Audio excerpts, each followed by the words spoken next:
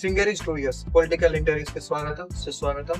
ఈ రోజు మన ముందు ఉన్నవారు రాష్ట్ర జాగృతి ఉపాధ్యక్షులు, అదేవిధంగా ఉమ్మడి వరంగల్ జిల్లాలోని యూత్ కి హీరో, యూత్ ఐకాన్ శ్రీ దాస్యం విజయ్ భాస్కర్ గారు మన ముందున్నారు.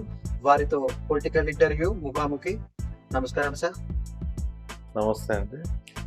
ముందుగా సింగరి స్టూడియోస్ కు హార్దిక శుభాకాంక్షలు తెలియజేస్తున్నాం. సింగరి స్టూడియోస్ వారు అనుకున్న ఆశయం నెరవేరాలని కూడా మనసారా కోరుకుంటున్నాం. సార్, మన ఇంటర్వ్యూలో మొదటిగా మీ బాల్యం, మీ ఫ్యామిలీ బ్యాక్గ్రౌండ్, అంటే దాస్యము అని అంటే ప్రజలలో నాటకపోయినటువంటి పేరు, అది వచ్చి అంటే ప్రజలకు ఒక చిరునామా అయినప్పటికీ కూడా మా స్టూడియో నుండి మీ బాల్యము, మీ ఫ్యామిలీ బ్యాక్గ్రౌండ్ గురించి తెలుసుకోవాలంటే ఒకసారి మీరు. నేను ఇక్కడ అంటే నేను జననం కూడా వరంగలే. నేను చదువుకున్నది 1 నుంచి 5వ తరగతి వరకు ప్రియదర్శిని హై స్కూల్ అని కుమార్పల్లిలో చదివాను. దాని తర్వాత 6వ తరగతి నుంచి 10వ తరగతి వరకు సెయింట్ పీటర్స్, తర్వాత ఇంటర్మీడియట్ అంతా ఎల్బీ కాలేజ్, తర్వాత ఆర్ట్స్ కాలేజ్లో చదవడం జరిగింది. డిగ్రీ అంతా ఆర్ట్స్ కాలేజ్లో చదవడం. సార్, విద్యార్థి దశలో ఎలా ఉండేది? అంటే మీరు అంటే మీ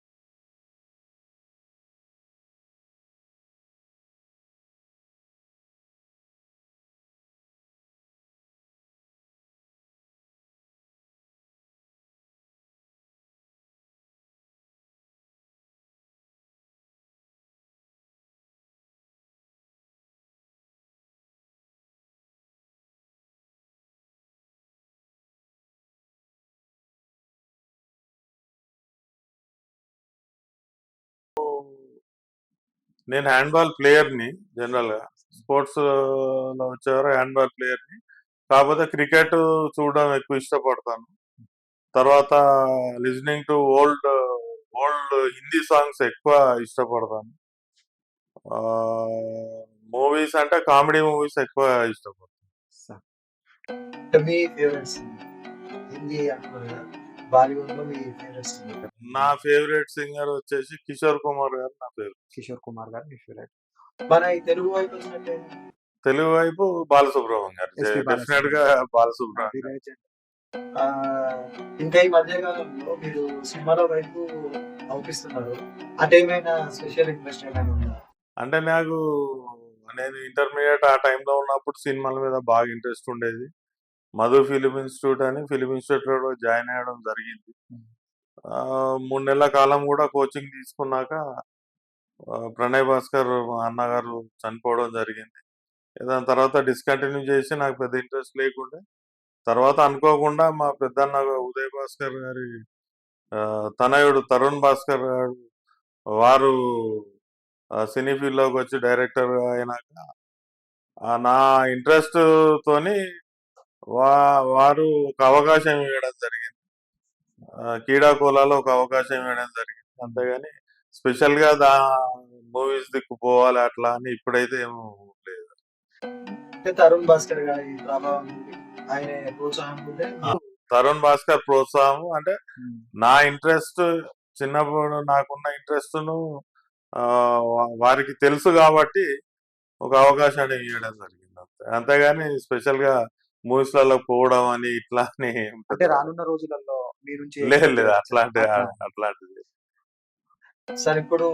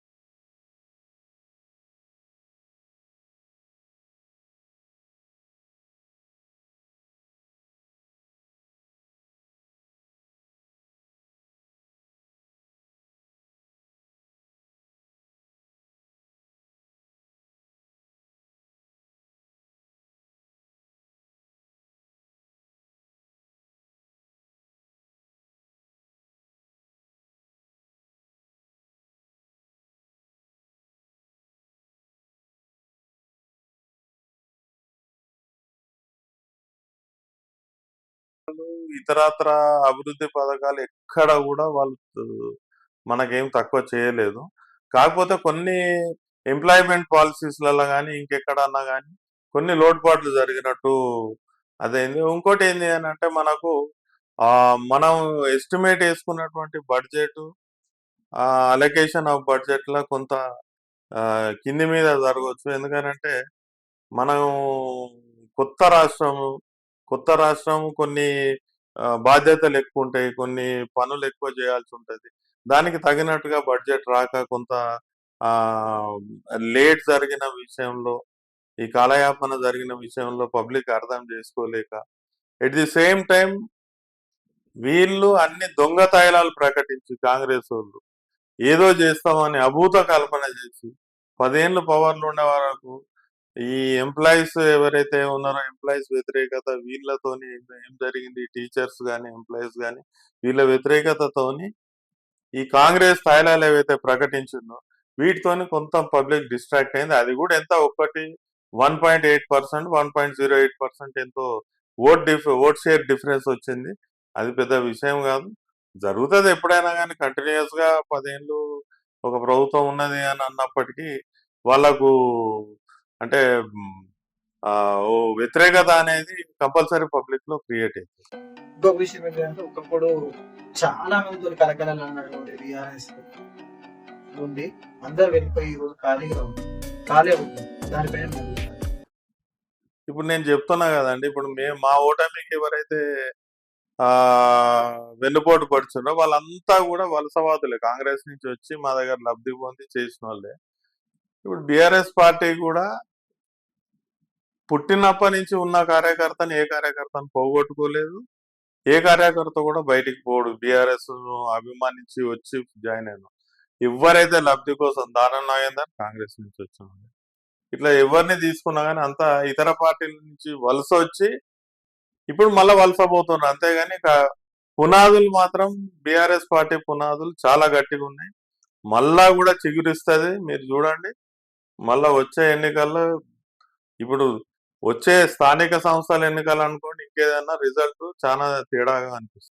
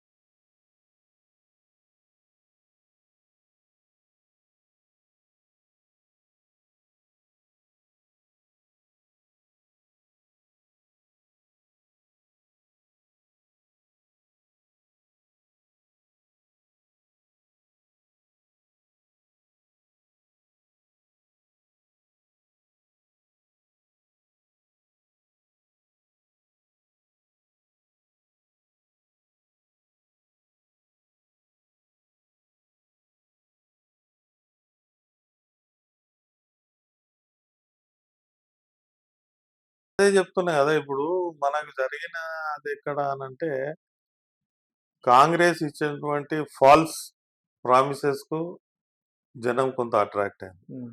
10 ఏండ్లు ఒకటే ఫేస్ చూసి కూడా కొంత పబ్లిక్ నర్వస్ అంటే ఒక రకమైన ఆ ఫీలింగ్ ఉంటది ఎవ్వరికైనా గాని. ఊకే వీడేనా అన్న ఒక ఫీలింగ్ ఉంటది. తర్వాత ఎంప్లాయీస్.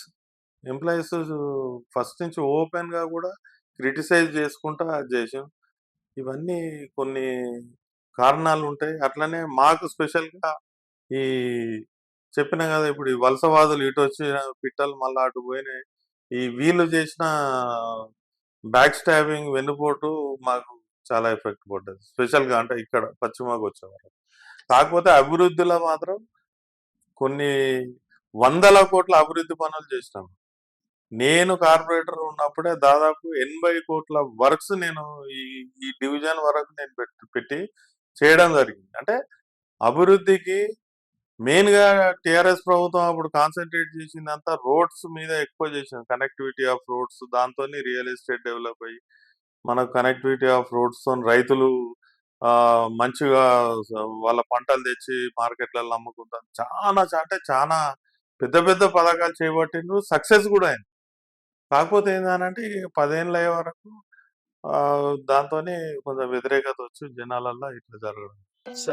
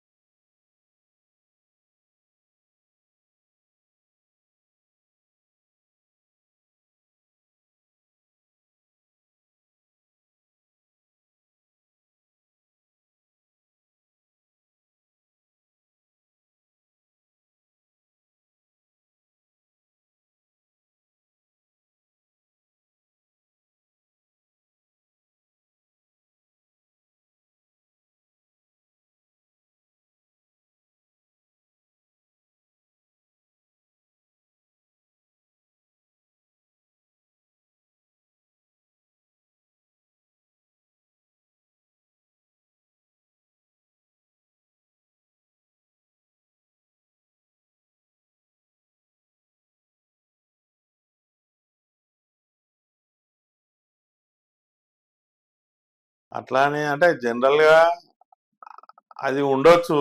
అంటే అది నాకు తెలవకుండా లోపల అట్లా రావచ్చు. మా ఇద్దరు అన్నలు గూడా ఎక్కువ ఈ సన్మానాలు, సత్కారాలు, ఈ పొగడ్తలు వాళ్ళకి ఇష్టం ఉండదు. ప్రణయ్ భాస్కర్‌కి గాని, వినయ్ భాస్కర్ గారికి గాని ఇద్దరికి అది ఉండదు. అది నాలో తెలవకుండా నాకు అట్లా ఉండొచ్చు. అంతే తప్ప అంటే నాకు వాళ్ళని చూసి, చూసి అట్లా అలవాటయిపోయి నాకు గూడా వీటికి దూరంగా ఉండాలి అనే ఒక అది మనసులో వచ్చిందన్నమాట. ఇప్పుడు పశ్చిమ నియోజకవర్గంలో ఉన్న స్థానిక శాసనసభ్యులు నాయని గారు ఆయన పాలనపై మీకు ఇప్పుడు నేను ఇంతకుముందు గూడా చెప్పిన. నేను కామెంట్ చేస్తే అది ప్రతిపక్షం చేసినట్టు ఉంటది. కావాలని విమర్శించినట్టు ఉంటది. నేను అందుకనే అంటున్నా ఎక్కడ గాదు మొత్తం పశ్చిమ నియోజకవర్గాలలో మీకు ఇప్పుడు మన సింగరి స్టూడియోస్ ఉన్నది. మీరు ఒట్టిగా ఒకసారి పబ్లిక్ టాక్ తీసుకోండి. తీసుకొని కరెక్ట్‌గా చేసిండ్రా? నేను, నేను కార్పొరేటర్ ఉన్నప్పుడు తెచ్చిన నిధులు మళ్ళా నా తదనంతరం కార్పొరేటర్‌కు కన్వర్ట్ అయ్యి అంటే పనులు కాకుండా అదైనాక మళ్ళా మొన్న కూడా 236 కోట్లతోని మన వరంగల్ వెస్ట్‌కి తెచ్చిన నిధులు తప్ప ఇప్పటి వరకు ఒక్క నిధులు మీరు అఫీషియల్‌గా మున్సిపల్ కార్పొరేషన్‌లో తెలుసుకోండి, గవర్నమెంట్ ఆఫ్ తెలంగాణలో తెలుసుకోండి. రూపాయి నిధులు వాళ్ళు తెచ్చి కొత్తగా కొబ్బరికాయ కొడితే నేను రాజకీయ సన్యాసం తీసుకుంటాను. ఇప్పటికి గూడా వాళ్ళు కొట్టిన కొబ్బరికాయలన్నీ గత ప్రభుత్వంలో వచ్చిన శాంక్షన్ అయిన నిధులే తప్ప వాళ్ళు కొత్తగా తెచ్చిన ఒక్క రూపాయి కూడా లేదండి. ఇది ఓపెన్ ఫ్యాక్ట్. సార్ ఈ ఉమ్మడి వరంగల్ జిల్లాలో ఉన్న ప్రజలకు కానీ యూత్ కానీ మీరేమైనా సజెస్ట్ చేయాలి మా ఛానల్? నేను సింగరి స్టూడియోస్ ద్వారా చెప్పదలుచుకున్నది ఒకటే. యువతకు మెయిన్ గా నేను చెప్పేది ఏంటి అని అంటే ప్రలోభాలకు లోపడకుండా మీరు అసంతృప్తితోని వ్యవహరించకుండా ఆయన కొత్తగా ఆలోచించి ఒక యూట్యూబ్ ఛానల్ స్టార్ట్ చేసుకున్నారు. మీరు కూడా ఉపాధి కల్పన కోసం కొత్తగా ఏదైనా ఆలోచించుకొని కొత్త మార్గాలు ఎన్నుకొని చేయండి. నా వంతు సహాయ సహకారాలు 100% నేను మీకు అందజేస్తాను కూడా తెలియజేస్తాను.